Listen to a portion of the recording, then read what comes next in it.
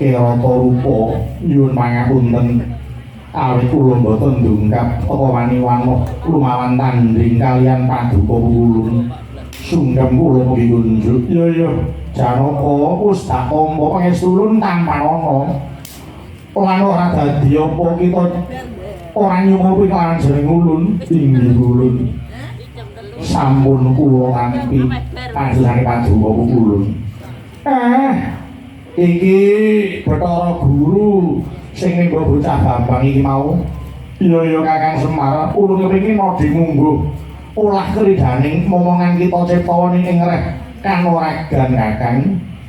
Pranyata panodi ulun telung wis lulus kayata sepisan diuji ngreh pancandriyane kababare para widodari ingkang cacah sakta padha ora kuwawa anggoda kelawan ciptane. Kapindho diuji mungguh jero cekaking kawruhe Janaka. Kababare Janaka bisa sebata bawa rasa kelawan Indra ingkang memba pendhita. Katelu diuji ngreh tosing balung uleting kulit. Kababare ulun wis nyumurupi pribadi mungguh sepira prigele Janaka nggone olah keridaning perang telung bab mau wis lulus angliwati. Iya banget panaringaku ya Bathara Guru. Dene kowe ora nigake marang momonganku. Mula nggih gandeng jeneng kita wis lulus saka pendadaran telung bab uga telung perkara mau. Mula ulun bakal paring nugraha marang jeneng kita kang cacahe uga werna telu. Kang mangkono sira duya penyuwun marang jeneng ulun rambah kaping 3 ulun bakal nyembadani njer ciptane. Monggo Den paduka pikantuk lawaning nugra saking Jawata. Monggo Den enggal paring jawuh paduka badhe nyuwun menapa dewa badhe ngudaneni Gus.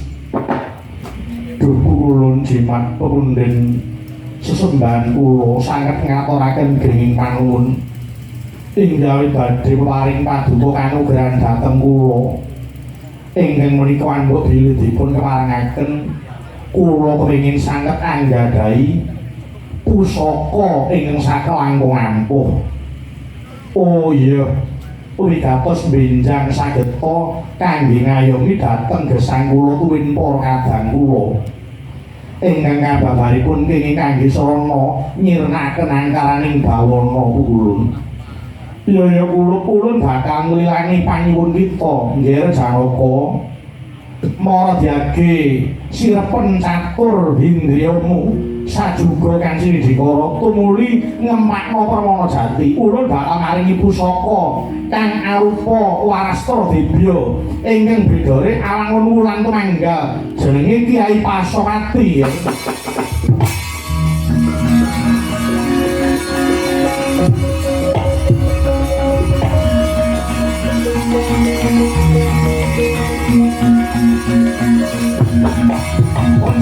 Apa senggang Guru Warsa maringaken pusaka dhateng Hyang Arjuna arupi jemparing nama Kyai Pasopati nalika Bathara Guru ngatungaken astanira dadak sakala Wijayaksa pethak memplak adikapuh den usoni yaiku yaksa bajang kang ngundi Warastra Kyai Pasopati tinmon ngadi belah dadane sang Karta nggih manjing yaksa bajang.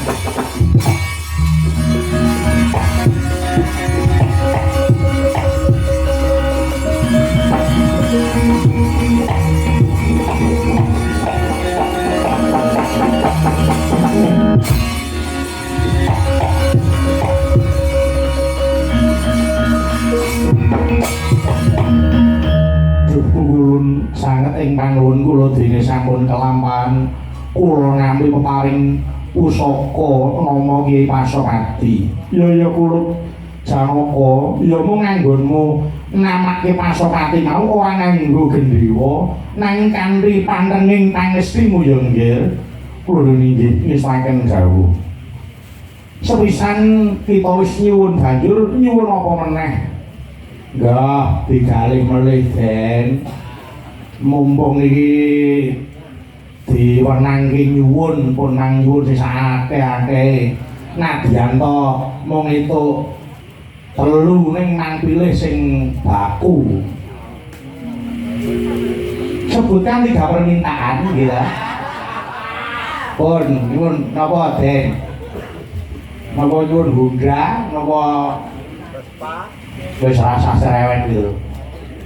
Pun dipenggalih melih. Nuringgi kula nyuwun benjang tumapaking perang ageng Baratayuda Jaya Binangun mugi Pandhawa unggul satemah jaya ing kalugon. Ya ulun marengake lan jagat kerseni besok perang Baratayuda Pandhawa bakal unggul jurite.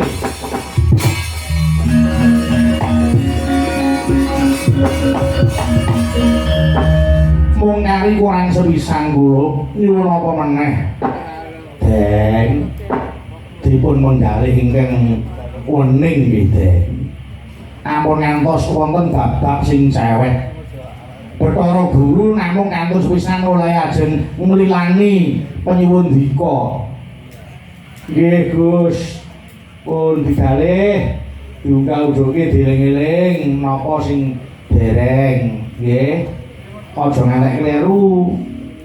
Inggih ulun kula nyuwun benjang sak paripurnanipun Baratayuda supados Pandhawa tetep wetah gangsal sampun ngantos wonten ingkang cicir salah setunggal.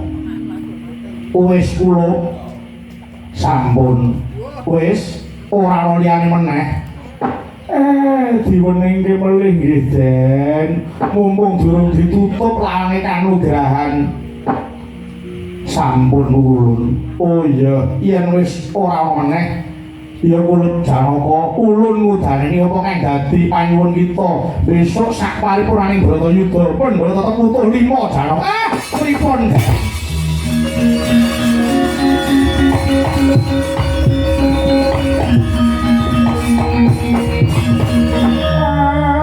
Pripun to Den Paduka niku ing atase tok kanugrahan kok lah kok malah mung mangrasake dhewe sak sedulur kabeh sampeyan suwunke sedulur dijaluke perange supaya diunggulke nek sabab apa lah kok malah anakmu ora kok pikir pripun sampeyan ora njaluk anakmu dawa umure.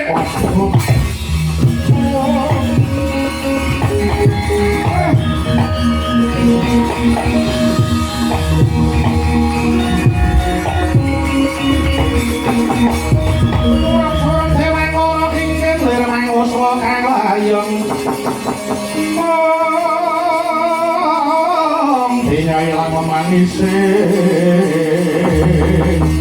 wakanani rolayong gumalku cemaranya maratan Kakang Semar Oringken kalimpun larat tenang no kula niku wis bola-bali ngelingke lah kok sampeyan sing digayu kok mesti dulure lah kok anak-anake ora dipikir niku pripun? Oh, alah pripun to? Endeng. Kula kaya raman saya ke sisan.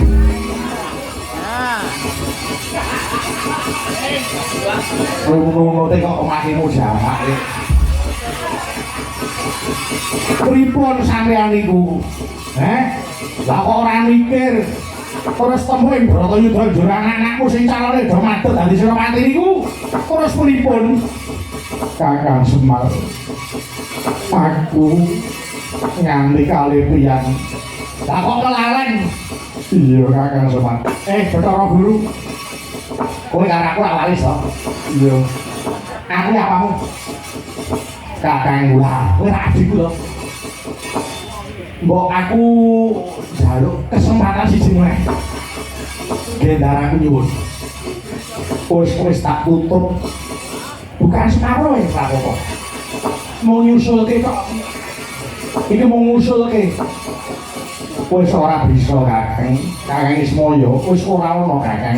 Kula wis nutup marang korene kanugrahan. Ya wis ora dadi apa. Pancen wis nglodrak lan dadi jangane Jagandara. Sampun ora usah digetuni.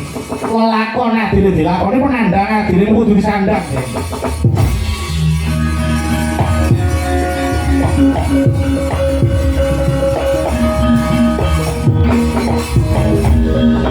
Janaka kula wonten dawuh. Saka purbane pangeran kita kuluku santuk kanugrahan saka kuwahe anggon kita tapak swedi malah dening kanggo mayu-ayuning bawana. Malah ora ana kulup jarang ulun hamakili para Jawata nyaraya marang kita Janaka ngentenono dina iki ana ratu kang bakal ngumbar kanekson ya kuwi bakal nglamar Bathari Supraba lan bakal ngelar angkara murkani tandane dheweke bakal njungkeng palenggan ulun Ratu Himayantaka kang jejuluk Prabu Niwata Kawaca. Wektu iki wis kongkonan patihe aran Patih Mananggana ingkang sanggra ana Gunung Jamurdipa. Mula mangsa bodho anggon kita sadyantu kelawan dewa menawi tetep mekaten kula mboten badhe suwinggah gandeng wis sampas kabayu bebudalan bebarengan kelawan jeneng ulun biyen ciptane